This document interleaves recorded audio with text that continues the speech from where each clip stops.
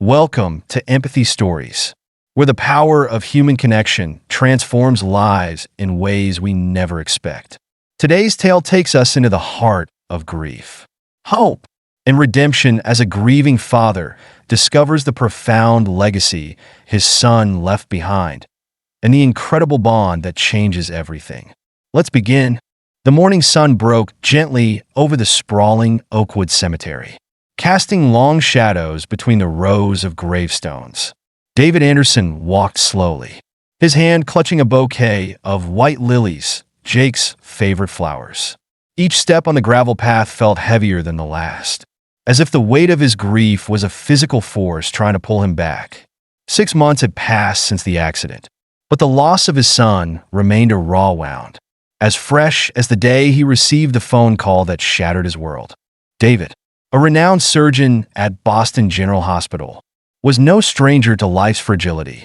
He had spent decades battling death in the operating room, saving lives when the odds seemed insurmountable. But none of his skill or experience had prepared him for the cruel irony of losing his own son. Jake, just 17 years old, had been full of life, brilliant, compassionate, and eager to follow in his father's footsteps. He was the kind of boy who lit up every room he entered, whose laughter could cut through the heaviest silences. Yet all it took was one careless act by a drunk driver to extinguish that light. As David approached Jake's grave, he noticed a disturbance in his usual routine. For months, his visits had been solitary, a quiet ritual of mourning where he could speak to his son as if he were still listening. But today, two figures were crouched by the headstone. He froze, his breath catching. The sight was unexpected. Two young boys, African American, around 12 or 13 years old.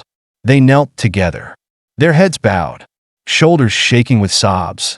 Between them lay a hand-drawn card resting among the weathered flowers he had placed on his last visit. David hesitated. He had never seen anyone else at Jake's grave before, much less children who seemed to be mourning as deeply as he was. Their clothes were worn, their appearance suggesting a modest upbringing far removed from the privilege of David's suburban home. He found himself unable to move, conflicted between respecting their privacy and an overwhelming need to understand who they were and why they were here. The boys didn't notice him at first. One of them reached out to trace his fingers along the engraved letters of Jake's name, while the other whispered something too faint for David to hear. The card they had left caught a gust of wind and fluttered, threatening to blow away. Before either boy could grab it, David instinctively stepped forward. The sound of his approach startled the boys. They turned quickly, their faces streaked with tears, their expressions a mix of surprise and guilt. The taller of the two spoke first, his voice trembling. "We're sorry. We didn't mean any disrespect." The other boy grabbed his brother's arm and began to rise. "We'll leave," he said hastily, already backing away. David raised a hand to stop them, his tone gentle. "Wait," he said. "Please. I'm not upset. I'm Jake's father. I'd like to know how you knew my son." The boys exchanged a hesitant glance, a silent conversation passing between them. Finally, the taller one spoke again. "I'm Tyler, and this is my brother, Jordan. He was our tutor at the community center." David's heart stuttered. He knew Jake had volunteered at the center, something he'd done independently, without his father's urging. But Jake had rarely mentioned details, and David had never pressed for more. Between his demanding career and his crumbling marriage, he had taken too much of Jake's life for granted. "More than a tutor," Jordan added quietly, his voice breaking. "He was our friend." The weight of their words sank into David, pulling him down beside them at the grave. "Tell me about him," he said softly. "Please. I want to know." Tyler hesitated, but then the floodgates opened. He described how Jake had helped them with advanced math, encouraging them to aim for the prestigious Westbrook Preparatory Academy. The scholarship exam was only a week away, and Jake had been their guiding light, preparing them with the same passion he applied to everything he did. "He said we had potential," Tyler continued, his voice tinged with both pride and sorrow. "He believed in us. Nobody ever believed in us like that."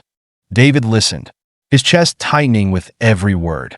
He hadn't known about Jake's deeper involvement in their lives. He hadn't known that his son had taken it upon himself to mentor these boys, to help them reach for opportunities they might never have considered possible. Jordan pulled a worn notebook from his bag, its pages filled with Jake's handwriting. He even helped us practice our essays, he said, his hands trembling as he flipped through the pages. He wanted to make sure everything was perfect. David stared at the notebook, recognizing Jake's meticulous style in every equation and annotation. It was as if his son's voice was speaking to him through the pages, revealing a part of himself David had overlooked in his grief. The thought of Jake spending his final days pouring his heart into these boys' futures both comforted and devastated him. "Why didn't he tell me?" David whispered, more to himself than to the twins. "Why didn't I know?" Tyler's voice was steady, though his eyes brimmed with tears. "Maybe you didn't think he had to. Maybe he thought you already knew." The words struck David like a blow. His son had lived a life of quiet impact, touching lives beyond the privileged world they inhabited. And David, blinded by his own preoccupations, had missed it. He had failed to see the depth of Jake's compassion and the legacy he was leaving behind. As the boys prepared to leave, Tyler turned back, his gaze unwavering. "He believed in us," he said. "We won't let him down." David watched them go, his heart heavy but filled with a sense of urgency he hadn't felt in months. Jake's life had been more than what he had known. And now, through Tyler and Jordan, a part of Jake still lived on, a part that needed David's care to flourish. As he stood at the grave, clutching the card left by the boys, he made a silent vow. He would honor his son by helping these boys achieve the future Jake had envisioned for them. The path ahead was unclear, but one thing was certain: this chance encounter was only the beginning. The drive home from Oakwood Cemetery was anything but routine for David Anderson. The familiar streets blurred as his thoughts spiraled, replaying every word Tyler and Jordan had said. Jake had always been kind-hearted, but this revelation, his mentorship of the twins and their scholarship dreams, was an entirely new layer of his son that David had never seen. It was as if Jake's absence had left behind not just grief, but a trail of unspoken stories waiting to be discovered. David pulled into the driveway of his quiet suburban home, a stark contrast to the vibrant energy Jake had once brought to its walls. He carried the card Tyler and Jordan had left at the grave, holding it like a fragile artifact. Sitting in his study, he opened it again, studying the neatly written note on the back. "We won't let you down.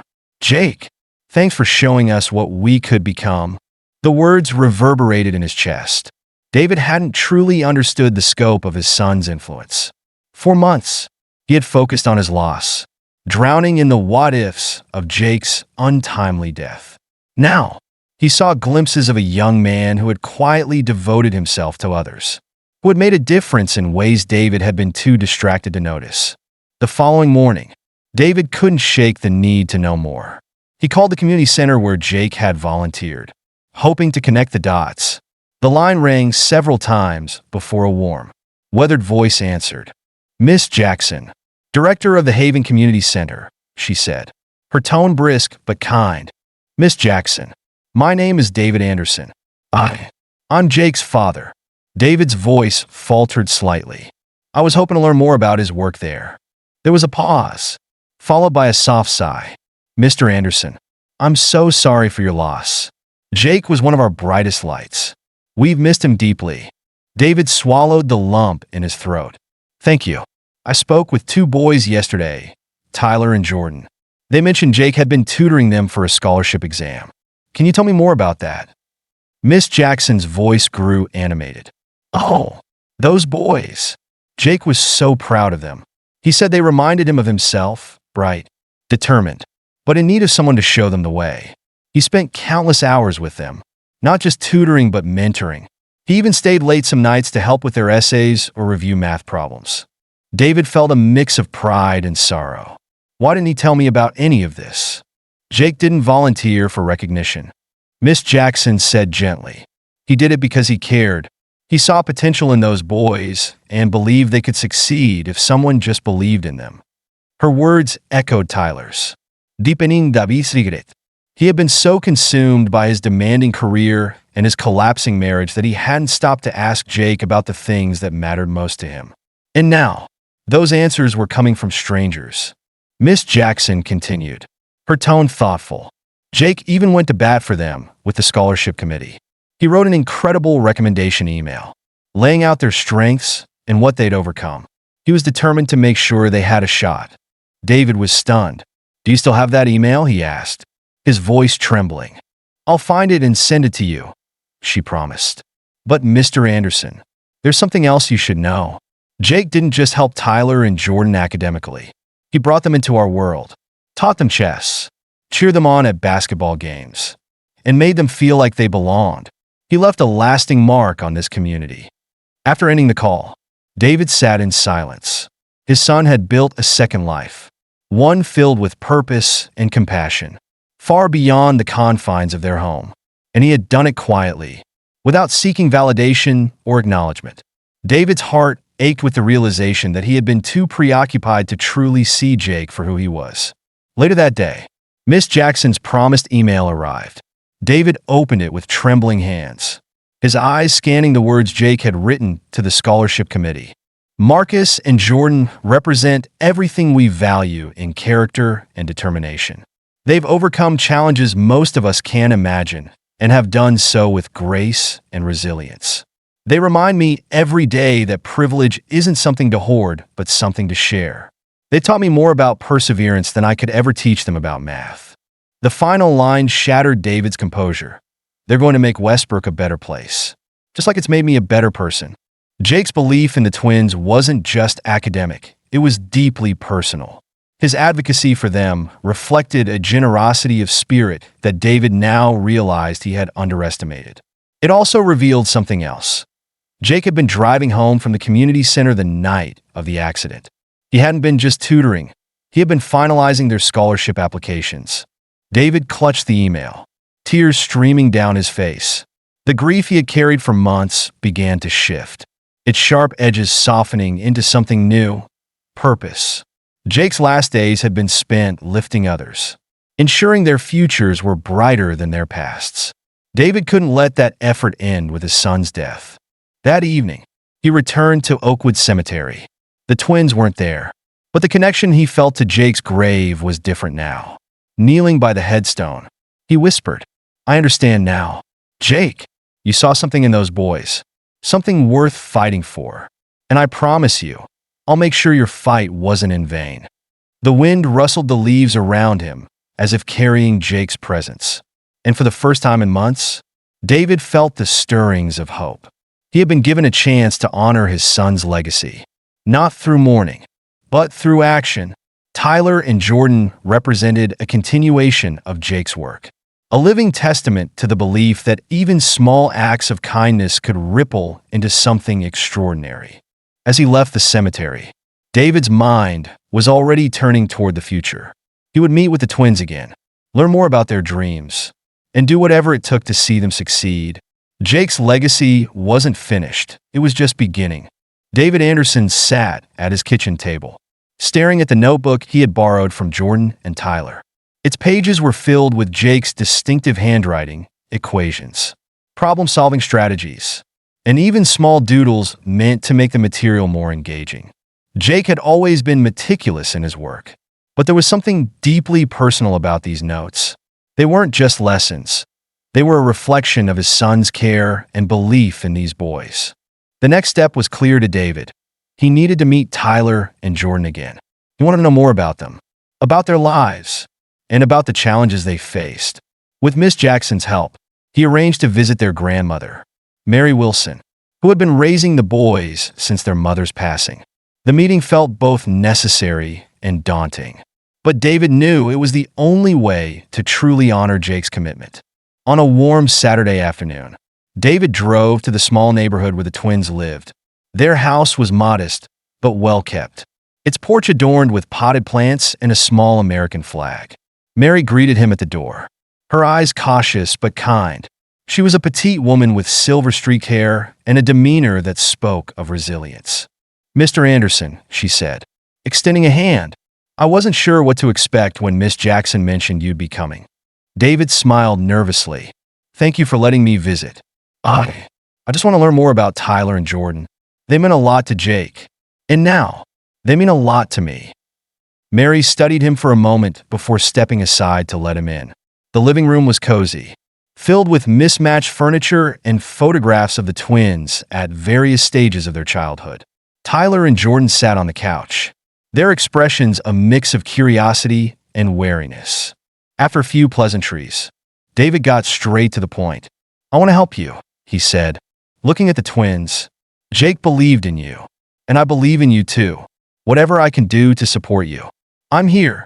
Tyler and Jordan exchanged a glance, their skepticism evident. Why would you do that? Tyler asked cautiously. You didn't even know us before? David took a deep breath. Because Jake saw something special in you. He believed you could do great things. And I trust his judgment. Helping you feels like a way to keep his spirit alive. The boys remained silent, but their grandmother spoke up. You'll have to forgive them, Mary said gently. They're not used to people stepping in for no reason. Life's taught them to be cautious. David nodded, understanding the unspoken weight of her words. I don't expect your trust overnight, he said, but I want to earn it. I want to help you prepare for Westbrook, just like Jake did. And if there's anything else I can do to make your journey easier, I will. The room fell quiet, the air heavy with unspoken emotions. Finally, Jordan spoke, his voice soft. Jake always said we could make it if we worked hard enough, but it's been harder without him. You're not alone, David said firmly. I'll make sure of that. Over the following weeks, David became a regular presence in the Wilson household. He tutored the boys in advanced math, helped them refine their essays, and even joined them in their chess games, a passion Jake had introduced them to. Through these interactions, David began to see the depth of their bond with Jake. The twins were more than just students to him. They had been his friends, his protégés. Mary, initially wary of David's intentions, grew to trust him as she watched his dedication to her grandsons. She often invited him to stay for dinner, serving hearty meals that reminded David of the comfort food he had grown up with. These evenings became a space for connection, where stories about Jake were shared alongside memories of the twins' childhood. One night, as they sat around the dinner table, Mary said, Your boy was something special. Mr. Anderson, he saw things in my boys that even I didn't see. Gave them permission to dream bigger. David's throat tightened, but he managed a smile. He learned that from you, he said, nodding toward Tyler and Jordan. You've raised them to be resilient, to keep going even when things are hard.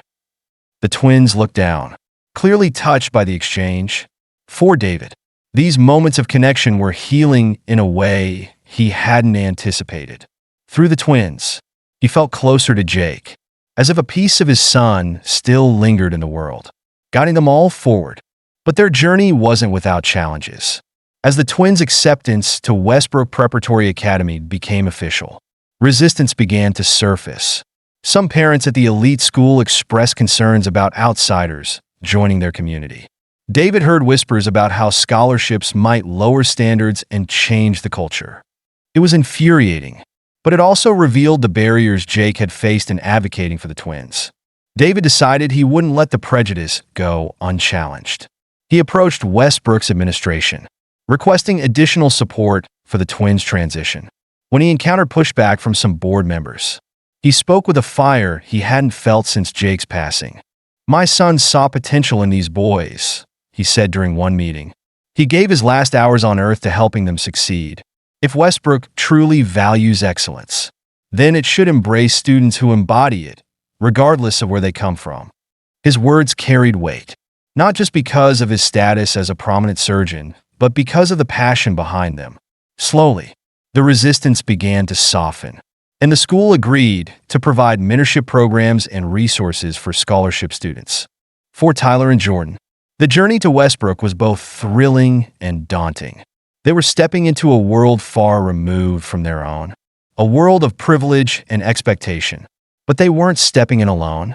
With David by their side and the lessons Jake had taught them firmly in their hearts, they were ready to take their first steps toward a brighter future. And for David, this was only the beginning. Jake's legacy wasn't just about helping these boys succeed. It was about creating a ripple effect, a movement of compassion and opportunity that would extend far beyond the bounds of their lives. As he watched Tyler and Jordan solve a particularly challenging math problem one evening, David felt a sense of purpose he hadn't known in years. Jake had started something extraordinary, and now it was up to him to ensure it continued. The summer before Tyler and Jordan's first semester at Westbrook Preparatory Academy became a whirlwind of preparation, emotions, and unexpected challenges. For David Anderson, it was a season of transformation. Grief, once an isolating force that left him hollow, began to take shape as a profound drive to honor Jake's legacy. The twins had become a beacon of hope, a living testament to his son's quiet heroism, and David found himself more committed than ever to ensuring their success. Despite the victories, acceptance to Westbrook, securing additional school resources, there were new obstacles to overcome. As the twins' enrollment was announced, subtle but pervasive biases emerged from certain corners of the school community. Comments like charity cases and whispers of "not a good fit" floated through the halls of parent meetings and casual conversations. David bristled at the ignorance and arrogance behind such remarks. But he knew tackling these prejudices would require more than anger. It would take action. One evening, as David sat at the Wilsons' kitchen table grading Tyler and Jordan's latest practice essays, Mary Wilson voiced her own concerns. "I've raised these boys to hold their heads high, Mr. Anderson, but this world can be unkind to kids like them. They're smart, they're strong, but they're also young. I worry about what they'll face." David nodded, understanding her fears. "They won't face it alone," he promised. "Whatever comes, I'll be there for them." That night, David reached out to Miss Jackson at the community center. "The twins aren't the only ones who felt the weight of those barriers," he said during their call. "If we want real change, we need to go beyond just supporting them. We need to make this bigger." Miss Jackson, always pragmatic and passionate, agreed. Tommy planted a seed. "Mr. Anderson, maybe it's time to make sure it grows into something stronger." Their conversation sparked an idea, a partnership between the community center and Westbrook.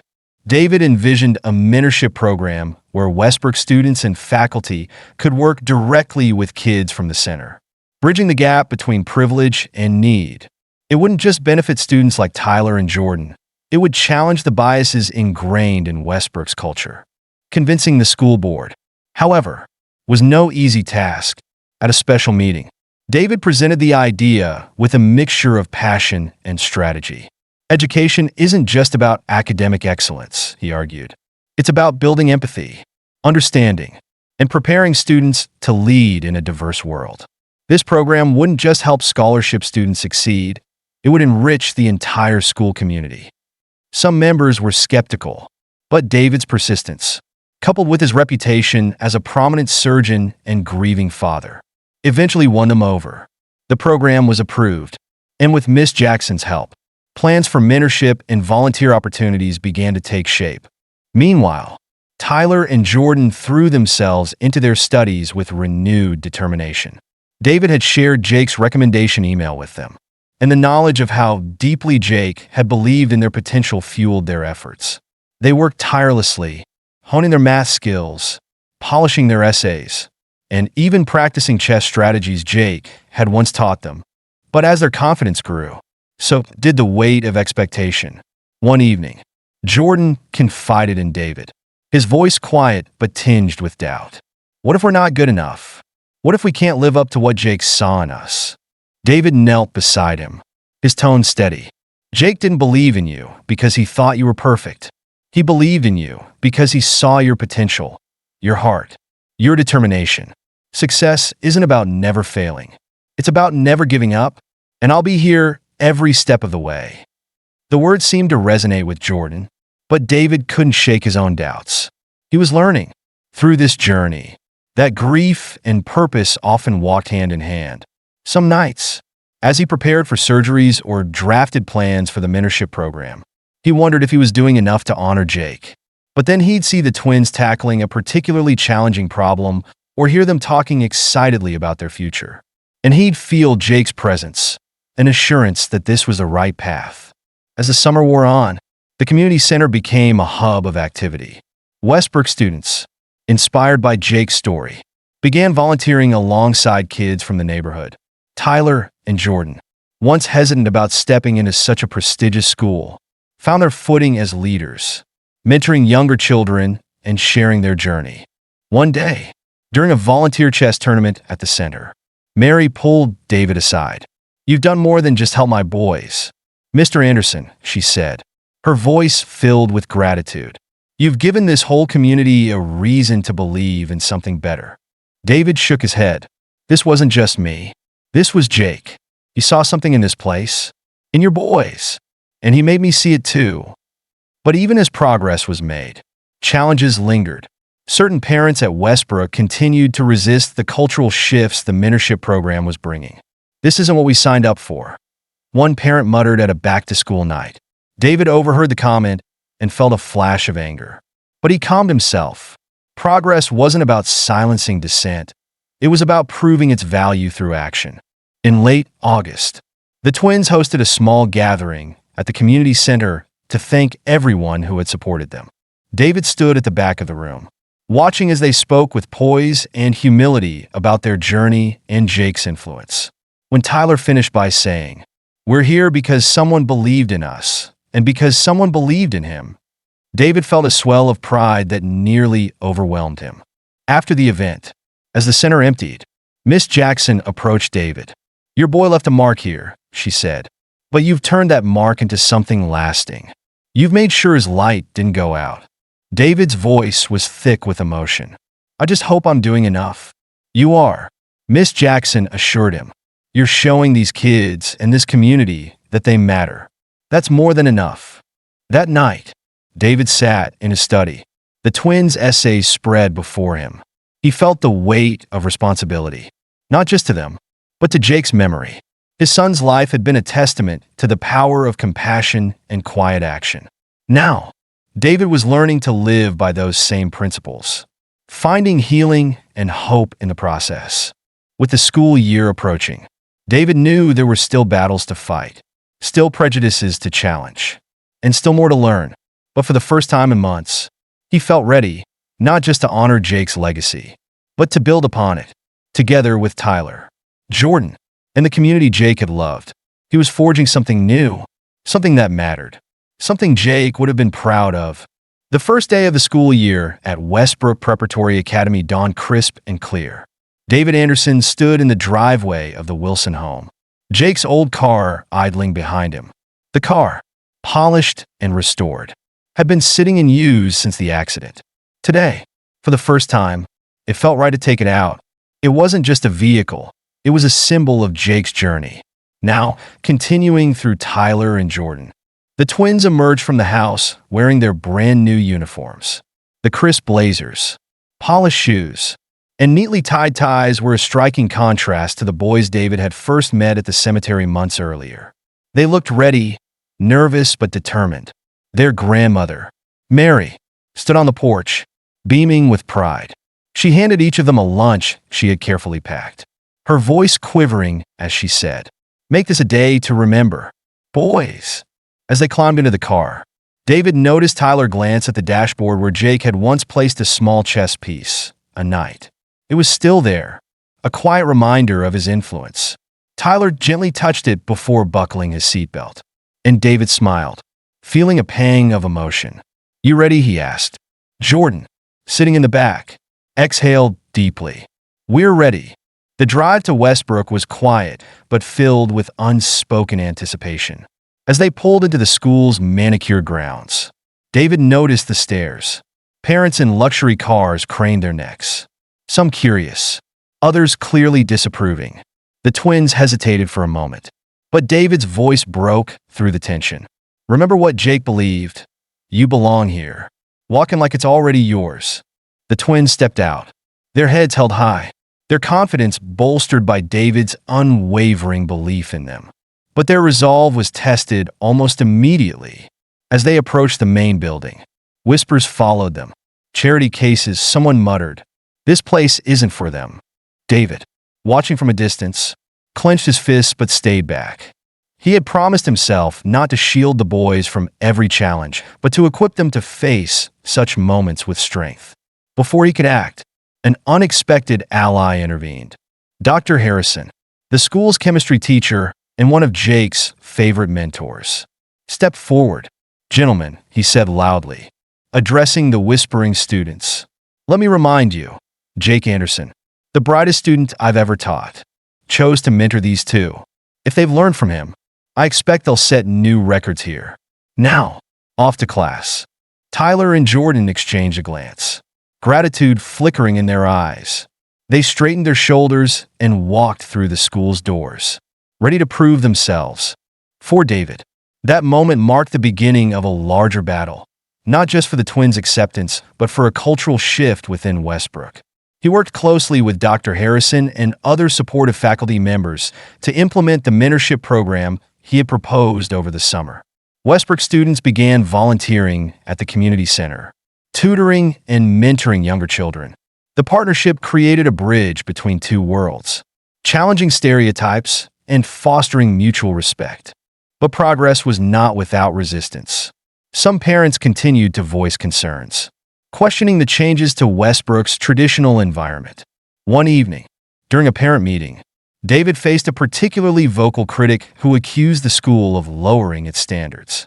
"Lowering standards?" David repeated, his voice calm but resolute. "These boys earned their place here. My son believed in their potential. And so do I. Jake spent his last days fighting for their future, and I'll spend the rest of mine ensuring they succeed. This isn't about charity. It's about recognizing excellence wherever it exists." The room fell silent, the power of his conviction cutting through the tension. Slowly, support began to grow. Parents who had been on the fence were swayed by David's sincerity and the visible impact of the program. The twins, now excelling academically, became living proof of what Jake had seen in them.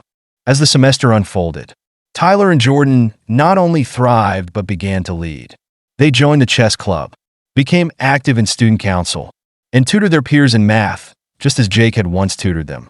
Their presence began to change the school's culture. Students who had initially been dismissive now respected them for their intelligence, determination, and humility. Meanwhile, the mentorship program expanded beyond Westbrook. Other private schools in the region, inspired by the partnership's success, adopted similar initiatives. The community center, once struggling to stay afloat, became a hub of activity, offering advanced classes taught by Westbrook faculty and alumni. David's own life transformed as well.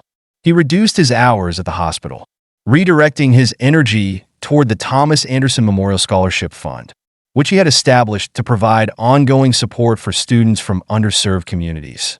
Working alongside Miss Jackson, Mary, and a growing network of volunteers, David found a renewed sense of purpose. One evening, as he sat on the Wilsons' porch after a long day of planning, Mary handed him a cup of tea. "You've done more than just help my boys, David," she said, her voice warm. "You've given this whole community a reason to hope."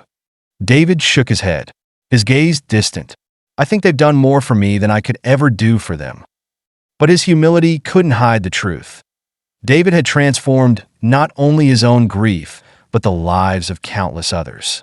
Through Tyler and Jordan, he had found a way to honor Jake's memory, a memory that had grown into a living legacy.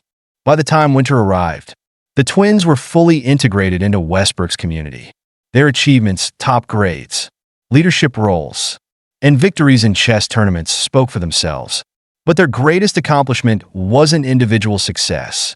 It was the bridges they had built, the barriers they had broken. In December, the school hosted a memorial event for Jake, organized by Tyler and Jordan. The auditorium was packed with students, parents, and community members. Standing on stage, Tyler spoke first, his voice steady. "Jake believed in us when we didn't believe in ourselves. He taught us that success isn't about where you come from, but what you choose to do with your opportunities." Jordan followed, his tone filled with emotion. "Jake didn't just change our lives. He showed us what it means to lift others up. Today, we honor him by continuing his work, As the audience erupted into applause, David felt tears streaming down his face. He looked around the room and saw the impact Jake had made, not just on the twins, but on an entire community. His son's legacy was alive, thriving, and growing. That night, as David stood at Jake's grave with Tyler and Jordan, he placed a single white lily on the headstone. "We did it, Jake," he whispered. "Your dream didn't end with you. It's just beginning." The twins stood beside him, their presence a testament to Jake's belief that kindness and determination could change the world. Together, they left the cemetery, walking into a future shaped by loss, hope, and the unbreakable bond of a legacy built with love. Thank you for joining us on Empathy Stories as we explore David Anderson's journey of healing, hope, and legacy. His story reminds us that even in the darkest moments, the seeds of compassion can grow into something extraordinary.